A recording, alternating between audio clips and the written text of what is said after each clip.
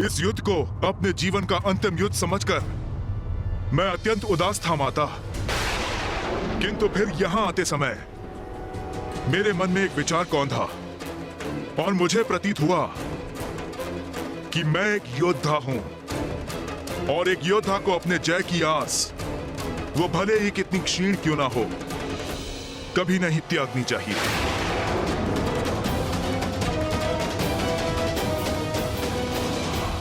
और ये उचित भी है। आप जगत जननी हैं, देवी शक्ति हैं, तो मैं बुराई का साथ देने पर भी हूं तो आपका ही अंश, अर्थात आप मुझ में उपस्थित हैं और मैं आप में।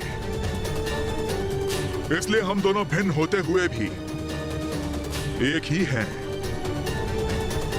और हमारी शक्ति का स्रोत भी एक ही है। जब शक्ति एक है तो फिर इस युद्ध में जहां आपकी शक्ति सफल हो सकती है तो मेरी क्यों नहीं?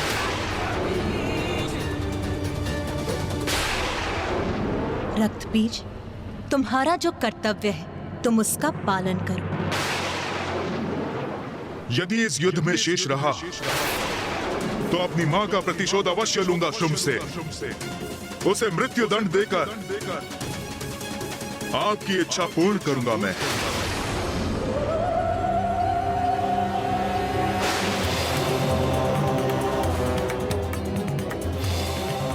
मैं आपसे युद्ध करने के लिए प्रस्तुत हूं माता।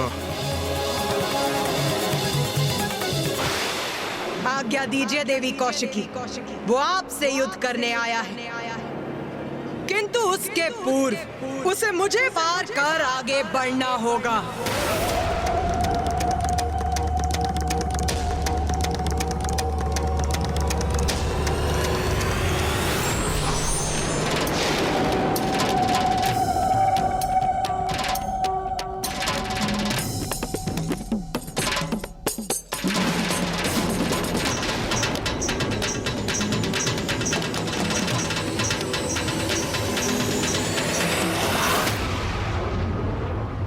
युद्ध करने आए हो ना यहाँ, तो उठाओ अपने अस्त्र शस्त्र, युद्ध करो मुझसे। मैं आपसे नहीं, देवी कौशिकी से युद्ध करने आया हूं। देवी कौशिकी तक पहुंचने के लिए सर्वप्रथम तुम्हें मुझसे आगे बढ़ना होगा, जो मैं कदापि होने नहीं दूंगी। देवगणों, भैया, मैं समझ नहीं पा रहा हूँ कि ये दुष्ट इतना संयमित क्यों है। युद्ध क्यों नहीं कर रहा ये रक्तबीज? युद्ध तो मैं मात्र देवी कौशिकी से ही करूंगा। आप जाएं और उन्हें युद्ध के लिए मेरे समक्ष प्रस्तुत करें। मुझे आदेश देने का प्रयास कर रहे हो तुम? इतना दुस्साहस!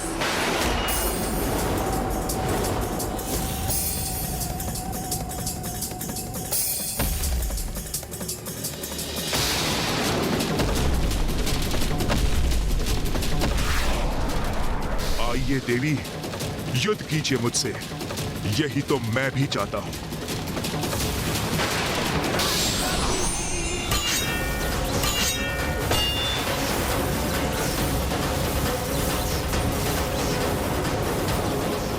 अपने अंत के लिए तैयार हो जाओ रक्तबीज। इतना सरल नहीं है मेरा अंत।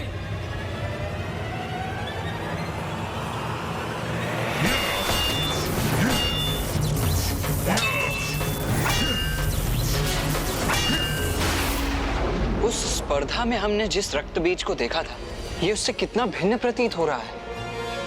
इसमें आए इस परिवर्तन का क्या कारण हो सकता है? हाँ भैया, उसी का विचार तो मैं भी कर रहा हूँ। अभी तक माता पर एक वार तक नहीं किया है इस असुर ने। बस अपना बचाव। भैया, कोई तो बात है जो हम भूल रहे हैं।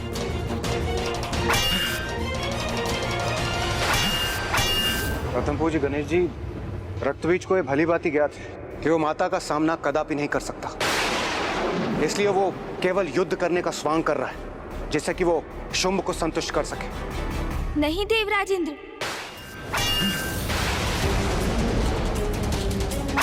वार करो मुझ पर।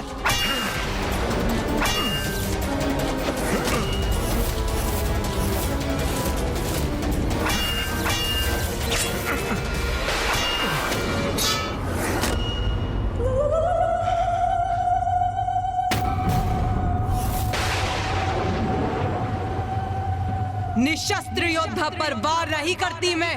रक्त बीज, उठाओ अपना शस्त्र।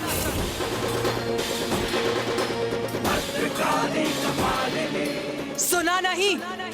अपना शस्त्र उठाकर प्रस्तुत हो युद्ध में। उठाओ, वार करो मुझ पर।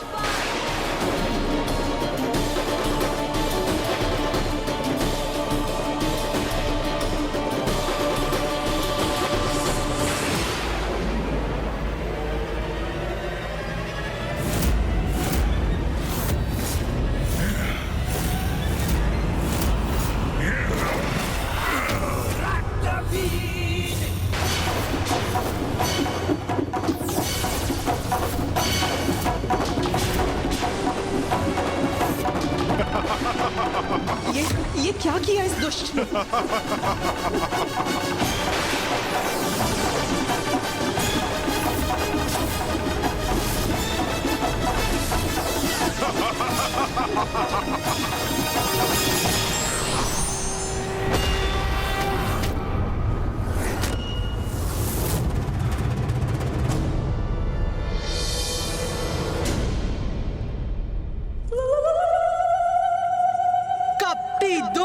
तूने छल से देवी कौशिकी पर वार करने का दुस्साहस कैसे किया?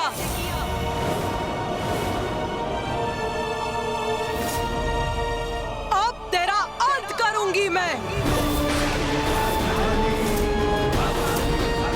मुझे क्षमा करें जगत जननी, किंतु इस युद्ध में यही रणनीति अपनाने पर विवश हूं मैं।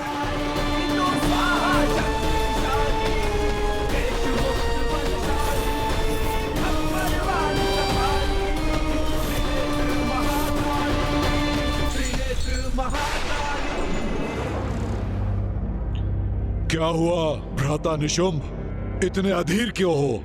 महाराज शुंभ, क्या रक्त बीज युद्ध करेगा? इस बात का हम विश्वास कैसे कर सकते हैं? देवी देवी कह के गुणगान गाने वाला वो द्रोही कदाचित अभी उस देवी के चरणों में गिरकर भजन गा रहा होगा। ऐसा कुछ नहीं होगा भ्राता निशुंभ, ऐसा कुछ नहीं होगा। ऐसा नहीं होगा ये आप किस विश्वास पे कह रहे हैं? क्योंकि रक्त बीज के स्वभाव से भली भांति परिचित हूं। वो हमारे समान निर्लज्ज नहीं है। उसकी मां का अपमान कर हमने उसकी भावनाओं को ठेस पहुंचाई है, और वो मूर्ख अपनी मां के सम्मान के लिए अवश्य युद्ध करेगा, अवश्य करेगा।